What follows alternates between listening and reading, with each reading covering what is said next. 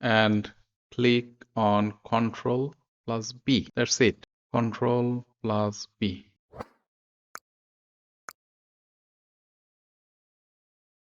How can you easily cut your clip in timeline of DaVinci Resolve? Just bring your clip to timeline and mark where you want to cut your clip. And if you want to use your blade, this is blade, and if you click on B, it will be activated and you will see a thin red line on your clip, and then you just click on the left button of your mouse.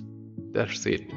You can cut easily. So if you want to use your keyboard, it will be more convenient for you, because sometimes mouse moves very rapidly, and if you need some pinpointed cut on your clip, then you just place your mouse somewhere, just place the thin line of the razor and click on Ctrl plus B. That's it. Ctrl plus B. So when the razor blade is on the clip, then you can use Ctrl B. When both of these thin line and thick line, the thick big red line is on your clip, the Ctrl B will take the blade to cut your clip.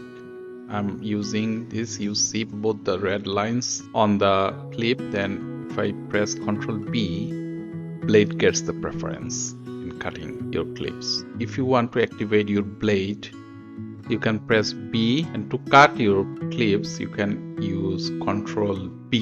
And deactivate your blade, you can press A. So again, if you want to activate blade, press B. When both of these are on your clip, you can use Ctrl B and the blade will get preference in cutting your clips. That's it. Thank you.